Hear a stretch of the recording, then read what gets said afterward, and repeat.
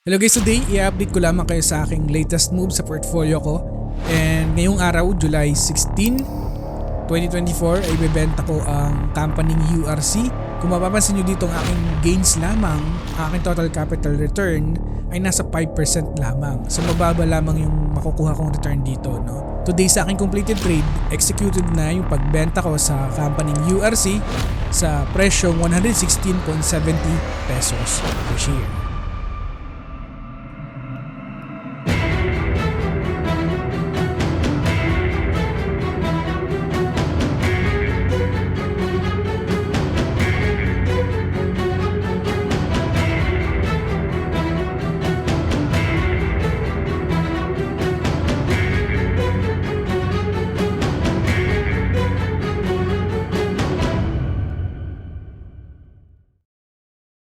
So yung unang dahilan kung bakit ko binenta itong URC kahit na maliit lamang yung gains ko ay because unang-una meron akong mga nakitang investment opportunity or sa tingin ko ay mas mabilis kaysa sa performance ngayon ng URC. And also yung mga I think investment ko rin dito ay pwede kong ipanglagak sa mga company din na potential na mag-increase na mas mabilis. Ang pangalawang rason kung bakit ko ibebenta ito ay because ito ay nasa overvalued. Kung titignan mo dito ang average na intrinsic value ko dito ay nasa 87 pesos per share lang. Because ng kanyang performance, kanilang free cash flow ay nasa 3.2 billion pesos lamang. So kung titignan natin dito yung history ng free cash flow over the past 10 years, ito ay continuous na bumababa. Samantalang ang kanilang dividend paid na naibibigay ay sobrang taas ngayon, no? Para sa akin ito indication na nag-slow down ng company. And nang dinouble check ko rin ito sa Simply Wall Street, ganun nga yung performance ng kanilang free cash flow na sa 3 billion pesos as of the making of this video, no?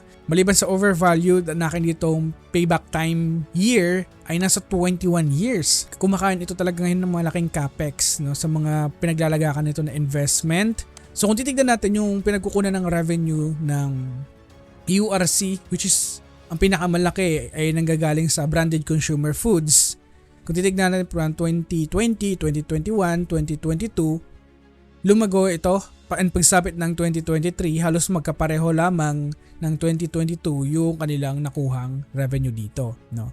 Pero pagdating naman sa financial information or financial health nitong URC, ay so far maganda pa rin naman yung pinapakita. Nasa 60% yung kanilang debt to equity ratio way back 2023. And kung babalikan natin or kung titignan natin na kanilang pinaka-latest performance, ang kanilang debt to equity ratio ay nasa 22.5% na lamang. So ang laki ng binaba na kanilang debt to equity as of the moment, no? And kanilang cash available ay nasa 17.14 billion. Merong equity na nasa 117.47 billion pesos. And yun, total liabilities nasa 67, pero ang kanyang total assets ay nasa 185 billion pesos. So in terms of financials, wala akong problema dito sa kumpanyang ito. So yun lamang yung mga rason ko kung bakit ako nagpasya na iwan muna itong URC. And soon, kapag naging okay yung performance ito, ay babalik pa rin tayo dito sa URC. And as of the moment, kinuha ko na yung investment ko, and pwede ko pa itong ipanglagak sa another companies na sa tingin ko ay merong mabilis na potential na lumago ang aking investment. Now, based sa history natin, itong URC, ito ay mga kasabayan ng pagbili ko ng 4 na kumpanya. Itong URC, Costco, ATI, and APX. So, ang ATI, ito ay maganda na rin ang pinaperform sa aking portfolio. Costco, hindi pa masyado. APX, na ibenta ko na rin ito. So, ang natitira na lamang dito sa 4 na kumpanya ay ang Costco and ATI. Ang ginamit ko dito sa pagbili ay yung kinita ko din sa GSMI dati, yung unang labas natin. And also over the past 8 months ago, ito ata yung last na bili ko dito sa URC. Tingnan natin. So dito naman, puntahan natin yung transaction natin ngayon sa URC. Today ay October 23, 2023. And dito makikita natin na executed na yung trade natin sa URC.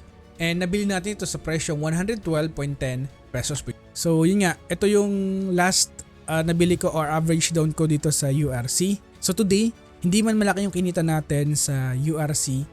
And hopefully na gumanda yung performance in terms of my own criteria. And kapag nangyari yon, babalik pa rin tayo dito sa company. So far yung capital na nakuha ko dito sa URC ay ipanglalagak din natin sa mga other companies na sa tingin ko ay merong potential na lumago. So yun lamang today ang aking update. So this is Pesky Warrior na lagi nagpapaalalang invest wisely and see you on the other side.